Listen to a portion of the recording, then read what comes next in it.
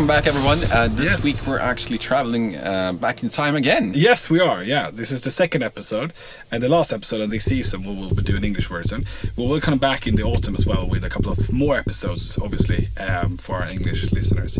But yeah, we're traveling not to Dubai this time again, but we're traveling down to Barcelona. Oh, Barcelona. Barcelona. Yeah, you have to do the lisp, right? Yeah, Barcelona. So we're gonna meet our friend Petter, who's also or mostly famous as YouTuber Mentour pilot, who's actually a mentor for me. Like when I was growing up and wanted to become a pilot, I was like 20, but you know, still a role model though. Still a role model. You always have role models, even though you're 30, you're still gonna have role models. That is true. So I was a little bit like. Starstruck? Yeah, I was definitely starstruck. Yeah, I could tell that on the Swedish podcast on your voice. You could, yeah. You were kind of trembling like a little girl. I told him speaking to Jonas Brothers. But I told him that. He's like, don't be. I'm like, it's easy for you to say. But it was very fun, and he's an amazing guy, and he's a line training captain, which means that he's training new people or new pilots into the airline that he's working for, and he's absolutely amazing. And to be able, if you're lucky to get him as that, coach, he's brilliant. And as I said before, the Swedish episode, it's actually completely different from the English one. We are talking more about to his English followers, which is quite huge. He just passed a couple of weeks ago 1 million subscribers on YouTube. That's amazing. So he's very big in that area. So we're talking more about, also coming back a little bit, as we talked about with Dr. Niklas Dahlström, about that pilot behavior and different kind of culture on the flight day, because Mentor Pilot, he's working in an airline that has people hired from everywhere in Europe.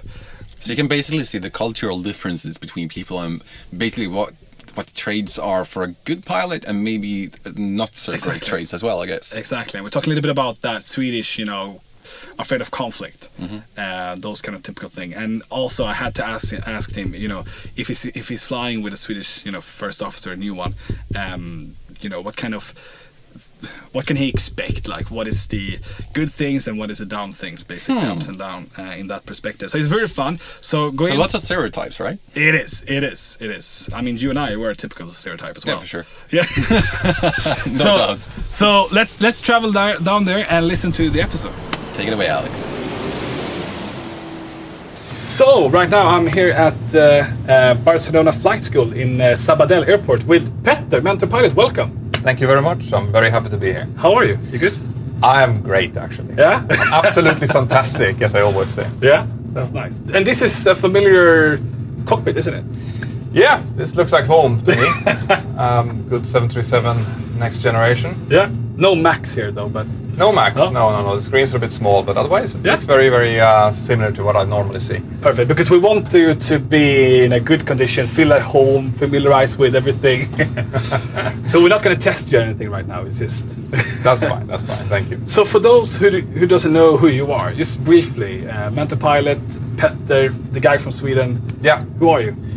I am I can't believe I'm going to say this, but I'm a 40-year-old, young line training captain, type rating instructor, type rating examiner. Work for a major European low-cost carrier. Yep. And I've been doing so for the last 20 years now. Okay. And I also run a little YouTube channel called Mentor Pilot. A little. Not a little, quite big actually. It's starting to get there. Yeah. It's a passion project that I've been running for the last 7 years now. Wow. We're going to talk about that, obviously, but before that, when did you start your flight training? I started my flight training back in 1998, but I knew that I wanted to become a pilot when I was 14 years old. 14? Already, so that was in 95. Yeah. And what was the reason of becoming a pilot? Well, when did it happen? The first, Yeah, when I caught the bug. Exactly. Yeah. So my dad, he worked as an executive in an insurance company up in northern Sweden, which meant that he had to travel very large distances. Yeah. All the distances in northern Sweden are large. Yeah. Even if you want to go and get your mail in the mailbox. Yeah. But anyway, so he thought that it would be a cool idea to get a private pilot license so that he, on good weather days, could fly instead of drive. Sure. So he started taking his private pilot license, and I, of obviously came with him when he was doing his training. And I started catching the bug because it's just insanely cool. If you're 13 years old and you see a Piper PA-28, it's the coolest thing in the world. So I started doing that, and then they saw that, my parents saw that, so they gave me a test lesson for my 14th birthday.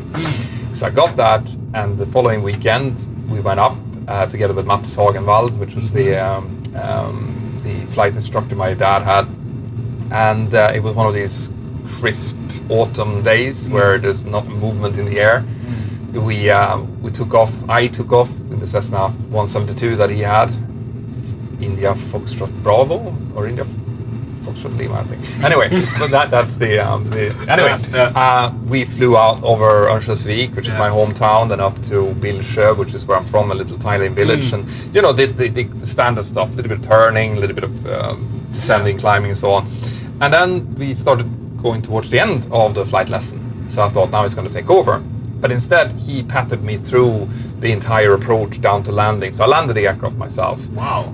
14 years old. 14 years old. Amazing. And with him, obviously, a seasoned instructor next to. Obviously. Taxied in, and we set the parking brake. I, thanked him and stuff. And on the way home, I just told my dad that this is what I'm going to work with. Wow. Now I know what I'm going to do. Wow. Which was insanely helpful. Because when you're 14 years old, you think you're doing school for someone else, right? When you go to school, you think you're doing it to impress your parents, to get good grades, to do stuff like that. You don't think that what you're doing actually means anything. No. You just want to hang out with friends. Yeah. But since I knew at 14 that I want to become this, I started looking for different routes, different paths to take for that to become a reality. And I fairly quickly found the government-sponsored program down in Västerås, which is part of the Swedish gymnasium. It's it's junior college, basically. And I saw what I needed to have, and what I needed to do to get there was basically there's 30 spots available in the entire country. They do the first cut on grades. So unless you have perfect grades, you stand no chance. Which now gave me a completely new type of motivation to do well in Did school. you have bad grades initially? I had medium grades. We were on a 1 to 5 scale, where 1 was very bad and 5 was very good, and I was sitting at 3.5 when I started. I stopped in 9th grade. This was I was just starting 8th grade. So very young. But it was just like that was my first ever grade. And in a year and a half, I put it up to 4.8 grade, which is now close to perfect. And the grades needed in order to go for the interview for this school was the first year of gymnasium, right? And I had 20.0, which was the highest grades then. So it just gave me that kind of lodestar to go for, which was, fantastic to have as a young flight nerd, which I definitely was. So I mean, motivational. Would you say that if you do not have that pilot dream ahead of you, would the grades be different? Absolutely. No, because I saw no reason for it other than just standard, why you want to have good grades. Well, you want to have good grades, and that's it. You don't really see where it's going to take you. No. But with this, I could clearly see that if I didn't do this, if I didn't achieve this, I wouldn't have a chance, and I would have to pay for my own education potentially. This is a way to get the state to pay for it, which is a huge deal. So that motivation and having a target that you can actually see that you can achieve is enormously important. Amazing. So you did that, you did your training, and you came out on the line. When was this, when you were ready to actually start working as a pilot? So I did this first training was 2 years. So I did this for the first 2 years. That's the last 2 years of gymnasium. And then I did mandatory military service, which was still a thing in Sweden back then, for a year. And then I went out for another year, which is part of Komvux. It's the grown-up education system in Sweden, which was the last part, the multi-engine and the MCC training. So in 2001, I was ready to try to look for a job. And how was the market then? I mean, 2001 wasn't the best year. What else happened in 2001? Let me recall something horrific. But I mean, how was that then? Did you expect to actually get a job in that year, or did you expect I need to start working with something else? No. Like realistically, anyone who were realistic knew that there was loads of pilots, seasoned pilots with thousands of flight hours, type-rated pilots who were unemployed. Yeah. Right. So realistically, no, No. I wasn't going to get a job. But my hope was always to try to find maybe someone who was doing taxi flying in northern Sweden, flying a Piper PA-31, or doing some mail flights to get some hours, something. basically. Just to get a foot in the door. That's all that we had, that I had in my head anyway. But then I was lucky. You were lucky. Yeah. Then a friend of mine got an interview with a company that was expanding heavily. Yeah. They were needing more people, and they couldn't find them. So they just reached out to other newly kind of adapted. Do you have any friends that are looking for jobs? He gave my name. So I went and I did the full interview tests and everything for this airline, and I managed to pass. Nice. So I started doing my typewriting on this thing. Yeah. And still here you are. And still here I am. 20 years after. I know. And a lot of people ask me about that as well. Like, aren't you interested in flying something bigger? Something. Yeah. And what I try to tell people is that you, as a pilot, once you've gotten the terms and conditions more or less that you want, and you're flying where you want to be, what you fly is less important. You'll probably come across seasoned pilots that say that if I get the right salary, I'll fly a Cessna. Sure. No problem at all, as long as I can be home. So, like the what you have in front of you on a Boeing 737 is as much as you have in front of you on a Boeing 747. Yeah. The difference in the cockpit is nothing. No. Right? So what you really are after is the kind of lifestyle that it affords you. Yeah. Right? How good of a life does this job give you? So that's what's important. Which means, sure, I'd love to try an Airbus. Yeah. I would love to fly a Boeing 777. But if that comes at the expense of my own life quality, no. I understand.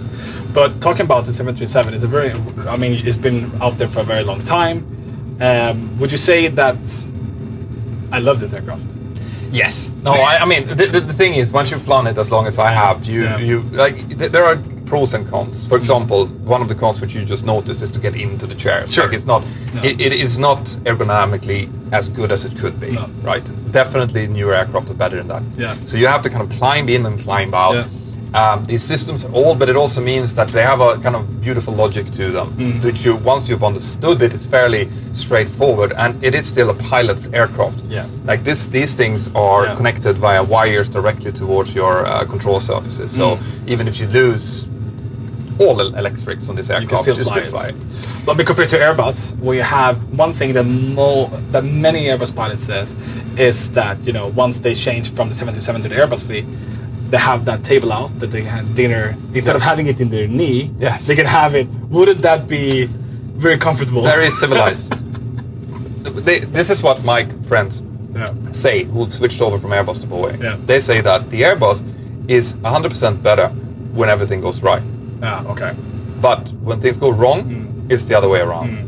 Right? Yeah. It's easier to understand the logic behind the Boeing if something does go wrong, if you need to deal with it, than the Airbus, which is largely governed by computers. Sure. I'm sure that comes also with experience. Once you've understood that system, it's different. Yeah. But it's a nice aircraft. Yes, I would love to have a table. We will try to call Boeing and make them, if they can put in a table for you. Like my first officer yesterday, when I flew to Dublin yesterday, he was sitting with the tech log, and he had a nice little tablecloth on the tech log, and it put up its cutlery and everything. It looked very civilized, but you still have the tech log on it's still... You have to build up your table with what you have. Correct. But so you started working with this airline, and for many years, and then something happened back in 2015. You changed a little bit. You started doing something else. Yes. Tell us about that. So in 2015, I had moved down here to Spain. I had a lot of time off, and my wife. I was getting on my wife's nerves. Basically, there was too much at home. Obviously, I didn't have as much friends here as I had in Sweden. So she basically said, get yourself a hobby, start playing golf, or why don't you just start a YouTube channel or something? Yeah. And I thought, sounds interesting. So I started a YouTube channel. I started Mentour Pilot, but it was actually my own name in the beginning. And then I had to change it because it turns out that it's not great to have an aviation YouTube channel on your own name. Well, I didn't recall that. No. That was the very first couple of videos. I had to delete that channel and restart a new one. Okay. So how did you come up with Mentour Pilot? Mentor Pilot, the name, I wanted to call it Mentor Pilot, but that was taken. Yeah. So then I was actually in Thailand, swimming around in the pool, and I thought, at the time I also did a lot of 360 videos showing the cockpit, because one of the ideas behind it was to give people access to the cockpit, because of the closed cockpit door, no one can see what we do. No. So I started making these 360 videos where people can kind of look around and see how we're working. So I thought that's kind of giving a cockpit tour. It's like touring the cockpit. So Mentor, touring the cockpit. Mentor Pilot. That's where the name comes from. Because I started spelling mentor. Yeah. As you do it. Yeah. So now I see that I'm spelling wrong. It's your fault, actually. Yeah, but I like it. I know when I see it that they were someone who's been following the channel for a long while. Amazing. So you started doing the videos, and as you said, showing people what is actually in the cockpit, what's happening and stuff like that. Yes. What was your first response? Did you expect the channel to be that big as it is today? No, I mean, I started it, like I said, just a hobby. Yeah. I wanted to have it as a counterweight to all of the negativity that was out on the internet at the time. Yeah. Anyone who wanted to become a pilot, who went into just search, I want to become a pilot, or how it is to work for X airline, they would always come into these pilot forums, and there they would just find loads and loads of negativity about the industry. Yeah. Something that I did not really agree with. So I thought, I'm gonna start this channel as a counterweight where I explain my point of view, and only my point of view. I'm not going to speak on behalf of anyone else. No. But I like this job. However, there are negatives to it. There are positives, which are many. There are negatives, which are few, but they're there. And I feel that if someone is going into the industry and is going to start this journey, which is a long and hard journey to make, they need to know where and what is at the end of the tunnel. So that's why I started it. I started talking. I think my very first video is called "Life Quality of an Airline Pilot," and that's just me in front of an iMac, just speaking. There's no graphics. There's nothing. It is a tedious video, but what I say in there is something that I still stand for. It's like this is what you can expect, and this is what you cannot expect. Think of that, and the response I got was from a lot of people. There's a lot of positive feedback from people who said, finally someone is saying what they think and not just sugarcoating it, or just bringing out the poor. And that spurred me on. But you were a line training captain, sort of. Yes. At that time, you had an amazing job, family and everything. You set the pocket break and then you were off with your duties. And now you don't have that. No. And that's the thing. Originally I did, because the first year or so, I just sat in front of the computer without any notes, without any research, and I just spoke about things that I knew from heart. That is not a problem. I can speak for hours, as I'm sure you've already noticed, about everything that I think about the stuff. But so in the beginning, this was just a relief for me. It was just me sitting there talking, spilling my own heart out about what I thought about certain things, and explaining procedures, explaining why we have a master caution system, why these systems work like that. I didn't need any research, which means that this was just my own call. And also, it wasn't big. So if I didn't upload, that didn't matter. No. Right? But as the channel starts growing, then now it's a full-time job. Exactly, because you passed 1 million subscribers a couple of weeks ago. Right. Congratulations. Thank you. That's huge. Yeah, that was a fantastic milestone to me. Yeah. So would you say that you put in more time today than you did back then? I said today, that's a leading question. I don't think that people, and I know that people don't understand the amount of work that goes into one of these videos I'm doing now. But for me, I research the video. I script by hand the video. I then film it in sequence. I raw edit it. The video is then sent off to my editor, who does the fine edit, who then my graphic designer does all of the graphics, marry that together and upload. And we do that generally in between 1 to 2 weeks. That's about what one video takes. And that's them working inhumane hours to get that done. Wow. Right. So that's to get a 25-minute video, it's at least a week's work for 2 people. Yeah. Minimum. That's a lot of work. Yeah. Minimum. But once you started back then, when you started with just basic in front of the camera and talking without script, I can imagine colleagues to you, were saying stuff like, "What are you doing? Yeah. Is this a middle life crisis?" Yeah, which it probably was, to be perfectly honest. But I was only 30. I was only 33 at the time. It came soon. It came very early. But I've been 33 my entire life.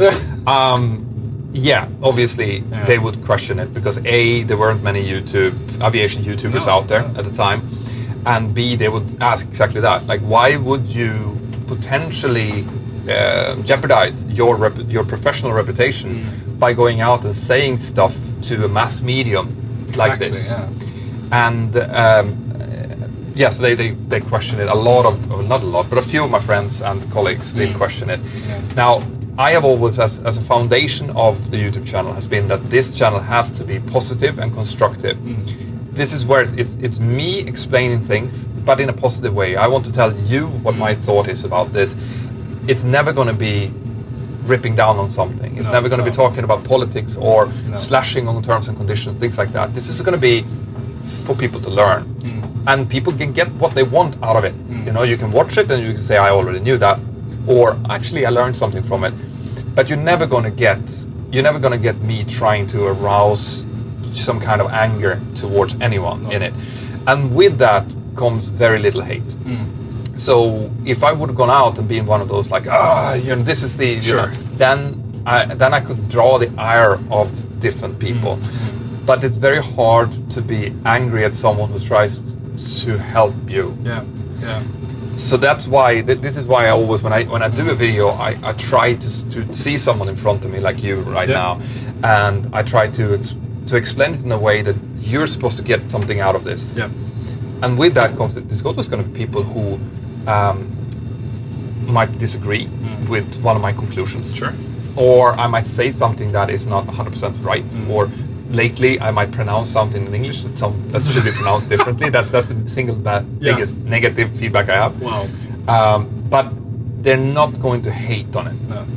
Most of the comments that I get are constructive criticism. Hi, Alex from flygarpodden. Aviators.se is a community for aviators in Scandinavia, but also obviously wherever you are. Become a member. It's absolutely free. It takes 2 seconds, and from there you can search jobs. You can also get our latest news through our newsletter. But also, obviously, you get the first info on our upcoming events that we have. So become a member, aviators.se, and see you there. Bye-bye. But always like that, once you say something in flight training, for instance, with the students, they always say, but you know what? The other instructor, he tells me that we should do it like this. Because everybody has their own kind of take on it, even though you have SOPs and checklists, which is the same for that company, you still have a different kind of experience. You say like, you know what, come in 5 knots, higher airspeed, for instance. And then student says, but that's not correct. And I said, why? Well, because the other one says I should not do that. So, I mean, there's always going to be a difference between... So once you're talking on the channel, it's going to be exactly the same thing as working in a simulator, talking with students. Correct. And that is obviously, and this is also why it's so important for me to never talk about, for my airline, for example. My airline has been very, very supportive. I've been telling them that I've been doing this from the day on, and the only thing they've said is that do not represent us. No. Do not show our logo. Do not say that this is something that we do, because you are not a spokesperson for the airline. Exactly. Which is why I speak in very broad and general terms in these things, and also because SOPs, for example, change. Yeah. So you can't I can't do an instruction video. So this is how we do it in our airline. Yeah.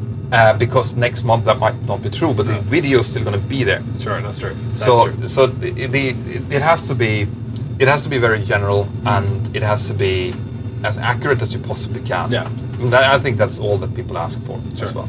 But is there any kind of take on the videos that you remember still today? Like this video was a very big video, a lot of response, or that just feel personal? Like I like doing this video, and it's always going to be warm in my heart. There were a few videos in the very beginning that I did when I was walking around, specifically about motivation. Yeah. Motivation and setting targets and goals, because it has brought me so far personally.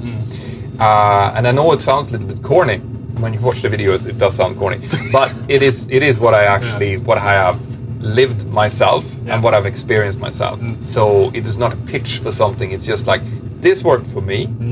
So unless you are fundamentally very different as a person, it will probably work for you as well. And it's good to remember during these hard times that you inevitably always run into in life. Yeah. I mean, the one you talked about at the beginning with the grades and stuff, that if you do not have that pilot dream ahead of you, your grades would not be, I mean, maybe you would have something else working for that goal, but goals are very important. And talking about goals, you reach 1 million, as we just talked about. Was that a big goal, and was that initially the same goal as you had back in 2015? No, it's 1 million. That's something that most channels never reach. No. Right? That it's the top 1% maybe of YouTube channels ever reach over 1 million. So I would have been presumptuous to think that I would ever reach that. Yeah. And even a few years back, before I had help from my graphic designer and an editor, I would have seen that as a hard goal to make. Yeah. So 1 million is a substantial goal or a substantial kind of milestone to pass, because it validates the quality of the channel. Yeah. It means that a million people have at some point decided that this was good enough for me to actually want to see more of. Yeah. Right. So it's a validation point. It doesn't make a big difference to the channel as such, because you can have 1 million subscribers, and if you start producing worse content, they will not watch it. No. Right. No. So you still have to continue to improve and make better and better content all the time. But for me, like as a milestone, it was very important. Yes. I understand. But do you feel now, when you were making a video after passing 1 million, or even before when you were still big, I mean, 500,000 is still huge, as you say. Would you say that the video you make today, as you said, it takes a longer time, once you press the button of publish it, do you feel like a little bit of like, not afraid, but you feel like, oh my God, I need to make sure this is correct? Because you don't want to make a content that is not what your audience expect. You're always, it's always exciting when you release a new video. You never know what's going to happen to it. Case in point, I did a video just a few weeks back about a recent incident that happened down in the Middle East, where no one was hurt, but it was a fairly spectacular incident. Like an aircraft turned and took off the wrong direction. Yeah, I saw. Yeah. You saw that? Yeah, exactly. Yeah. And I thought that was a video that was like, meh. This is a video that is probably going to do okay with the core audience and stuff, but it's not going to reach anything. No. And that's reached 1.5 million views within the first 2 weeks. Wow. Which for me, did not make any sense, because it wasn't that. Like, I've done better videos for sure, or more detailed videos and stuff, but something in that triggered something what people liked to watch. Yeah. So you never really know, and the worst is when you create one of these huge videos, like a 45-minute video about something very, very big, and then people like, meh. No. I'm not going to say that. So that's the thing with the YouTube algorithm, you never know exactly what's going to happen. No. You have an idea, you have a core audience that watches most of the things that you do, which I'm hugely grateful for. But whether or not it's going to pop and become big, you never know. You never know. No. But there's one video that has nothing to do with graphic and stuff like that. This is a raw video, as I would like to call it. That, for me, I remember when I watched the video, it was very deep. It was personal, but it wasn't personal. It was just a lot of emotions in it. It was when you were walking around 5-6 years ago, so in the beginning of your channel, regarding the Germanwings accident. Yeah. And you were walking around on this in this garden, or I don't know where it was, but it was just raw, and you talked to the camera at the same time as you were talking, and it just felt that you were releasing steam and talking about this situation. Yeah. And and you said, people ask me if pilots get afraid, and you said yes, sometimes. And I just remember that phrase, and somewhere it makes us all persons and humans. Yeah. Do you remember when you did that video? Absolutely. Yeah. I know. I shot it in my mother-in-law's fruit garden. Okay. Yeah. Yeah. No, I remember that. The Germanwings accident is one of those that I will likely never cover on the channel, because a fundamental reason, I think I have to be able to come with a teaching point a crash, no matter how tragic it is, no matter how many people have actually died in the crash, as long as we as an industry has learned something from it, it is worth covering.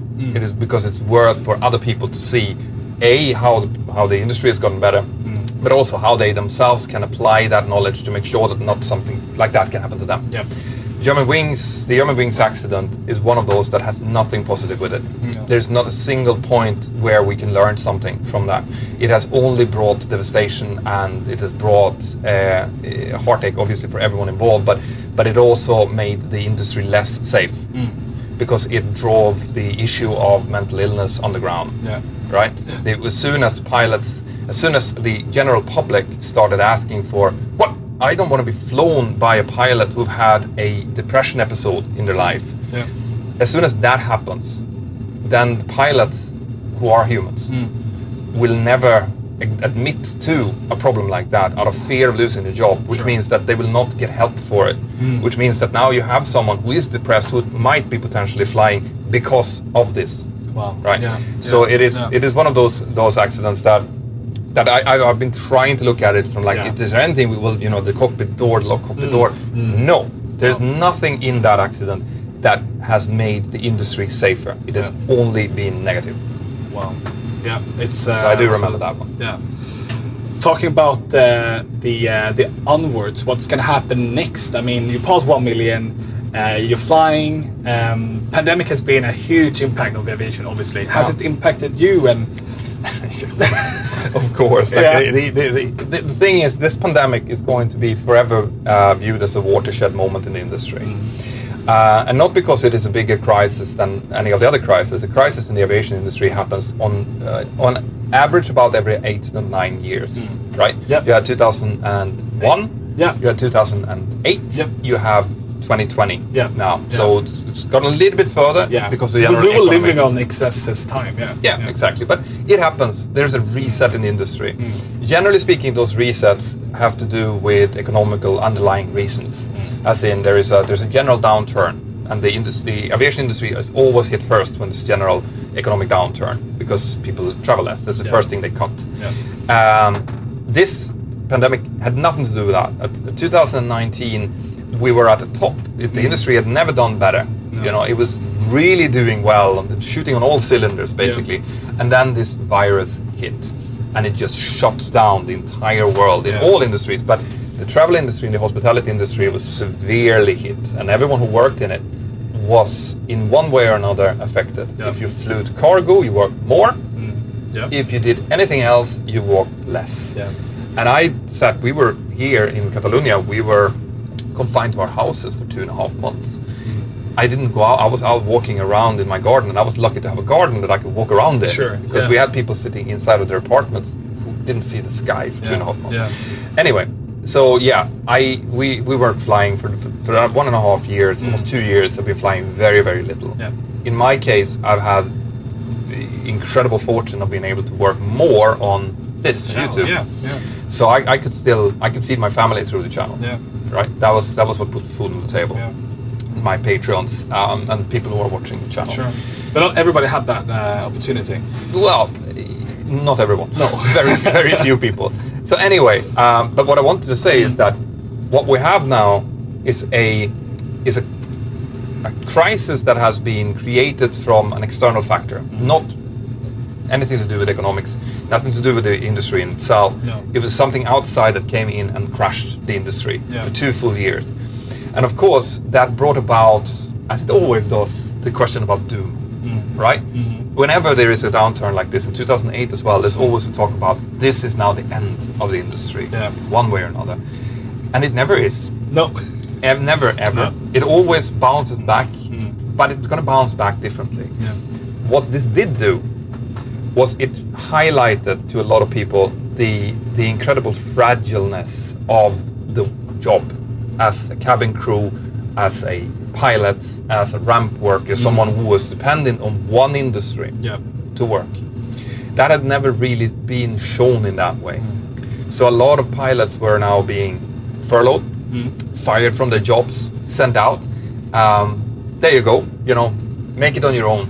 and realized that they don't have a university degree. Maybe they couldn't find another job quickly. But it was such a long period of time that they needed to find another job.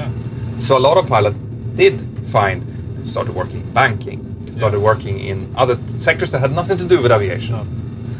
And this is something that is fundamentally different. Because if you marry these two things together, the fact that there was nothing wrong with the industry, which means theoretically, once the virus is gone, it start off where it stopped, more or less. Like it's going to be, people want to go on holidays more than ever before. Sure. Right? Business travel, not so much. No. But everything else is going to be back to where it started, where it was. You have taken these pilots out, you've given them other jobs, and they have seen that actually, maybe I don't need that high salary. Maybe it's nice to be home for my son's birthday, go to football practice, hang out with my neighbors. This is not too bad, and the industry didn't treat me very well, so I'm not going back. Right? Now, couple that together with the fact that you have the baby booming generation, the biggest generation within aviation, going into retirement. They were supposed to go within 2-3 years. You know, they were going to 65, the last ones of them, in about 2 to 3 years from now. All of those pilots, they were pre-retired, most of them, because there was no way that they were going to go in and try to get a new job with 2-3 years left. And they've also been in a generation that have earned a lot of money during the upturn of the economic upturn for the last 10 years. So they're gone from the industry. Loads of pilots who were furloughed and fired, they're also gone from the industry. And now the industry needs to accelerate and need to find more pilots. And that's a problem, isn't it? I mean, talking about flight schools, they said like since two years ago, haven't had that many students. I mean, a lot of flight schools go bankrupt as well. We talk about 5 or 10 students in a school, which normally maybe had like 80 or 60. We can't see it today because we still have pilots who want to get back.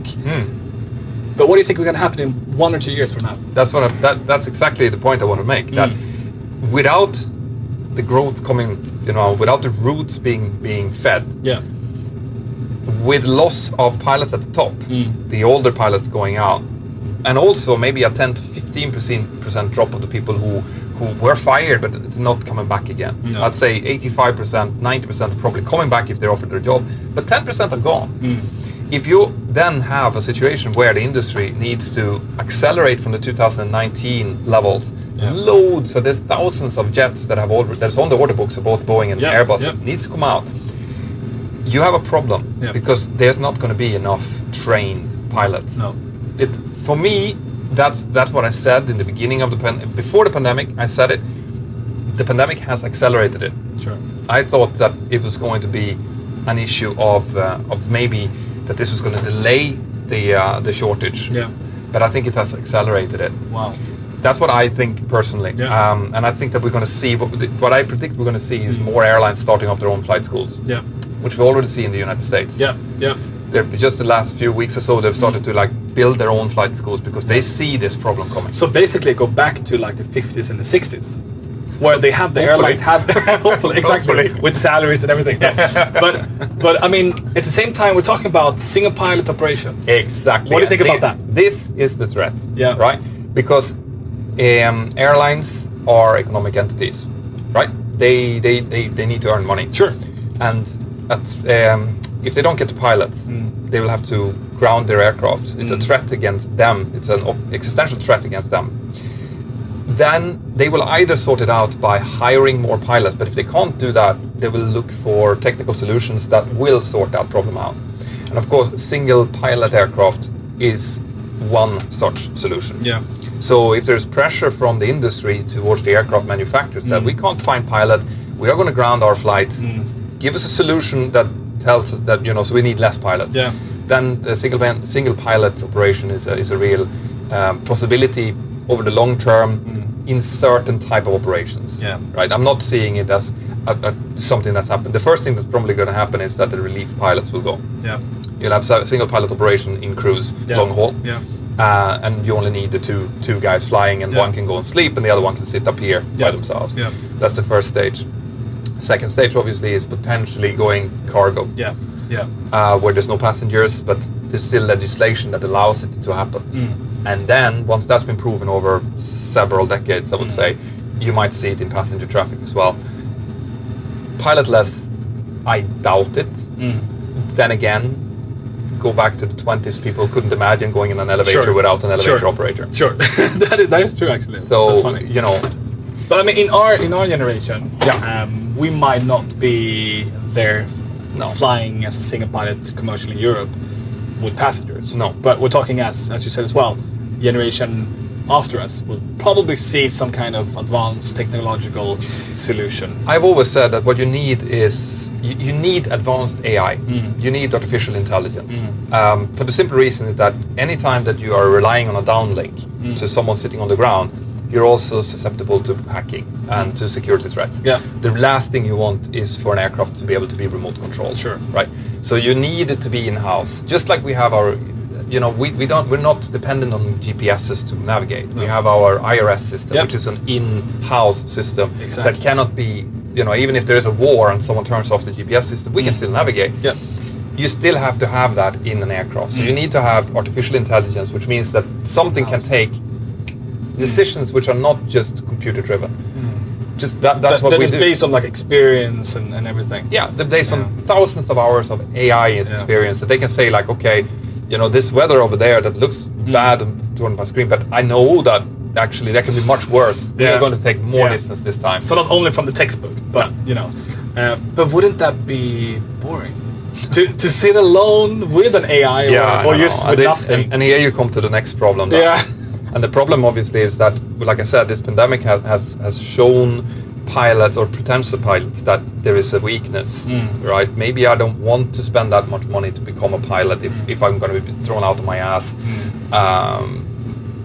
for a downturn. Yeah. Maybe I want to become a Wall Street banker instead. Yeah. You know? So that's, we need, in order to feed for people, this is a dream job. It's a job that you do fantastic things. I mean, I landed a 60-ton aircraft yesterday on this beautiful runway in Girona. Everything just like I imagined it when I was a boy and I wanted to fly. It is like that. But in order for people to want to go through the trouble of certifying themselves and going into it, you need to have that feeling. But of course, if that feeling is replaced by you're going to sit by yourself for 12 hours over the Atlantic and have no one to talk to, people are not going to want to do it. No. So you're not going to find pilots to train. So once again, it is like a dog that tries to bait by its own tail. Yeah. So it is, I think, on the short to medium term, I think that short, medium to long term, we are going to need a lot more pilots, and that is always a good thing for existing pilots. That is true, because it bumps up terms and conditions and et cetera, et cetera. Yeah.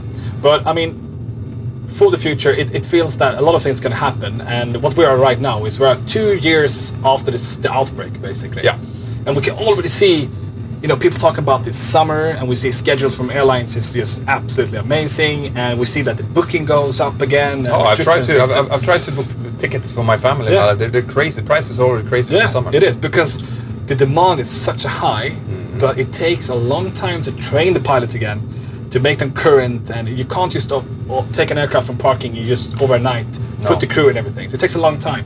When would you say, and this is, if you're right, I will give you 500 Swedish crowns, and I will come back to you with this in a couple of years. When do you think we will reach the level of 2019? The whole industry or a certain part of the industry? I would say as an average in Europe. Average Europe traffic? Yeah. 2019 figures will be happening next year. Wow. 2023. Wow. Yeah, you'll have 2019 figures then. And now I'm talking intra-Europe. Sure. Long haul, it's going to take longer. Yeah, because more business travelers and stuff like that. And business travel is never going to come back. But it was also a downturn even before the pandemic. Yeah, but now what has happened is the pandemic has pushed the tech sector for over 10 years. So now you can have 90% of the meetings that you need to have on Zoom. Yeah. The other 10% you can travel for. Yeah. But that's a 90% downturn in business travel. Yeah, it is. So there's going to have to be some kind of new hybrid class, I would say, for people who are willing to pay more for the experience. Yeah. So the first class will... First class is probably still going to be there, because there will always be people that have an enormous amount of money who are willing to pay for it. Yeah. But I'd say that you'd move business class into premium economy. Sure. More of them. Yeah. That would be my guess. Wow. So next year, 2023, back to 2019 level, we will come back next year, and probably I will give you the 500 crowns. If you're right. No, I think so. Unless something else happens. Yeah. That's the thing. Yeah. Given that this is actually the end of the pandemic, Yeah. that we don't have a new like deadly variant of this that throws everything over. Sure. But given the trajectory we're on now, I'd say this summer is going to be a record summer, but it's Yeah. not going to make up for the winter. No. This is why I say next year. True. But also the problem is that, as we already know, as we've been through different kind of scenarios before, this is not the last one. We will see more coming up. We don't know what's going to happen in Russia and Ukraine, for instance, Right. Which will have a huge effect on travelers as well. Potentially. So we hope for the best, but we plan for the worst. Yeah, and I know. I just go with the pent up demand. Go with how you feel yourself. How did you feel about flying down to Barcelona? I loved it. Exactly. And I feel it's exactly the same. It's like traveling for the first time again. Yeah, it is. And people, once the restrictions are starting to be lifted from different countries, all of that is going to come back, and everyone is going to be like, oh, I just want to get out. I just want to see something else. Yeah. And you're going to have a rebound. Amazing. Let's hope for it. Thank you very much, Pelle, for this afternoon with you in the simulator. Looking forward to hearing more of you. Thank you. Thank you for letting me speak in your cockpit. in my cockpit. Thank you, and have a nice day.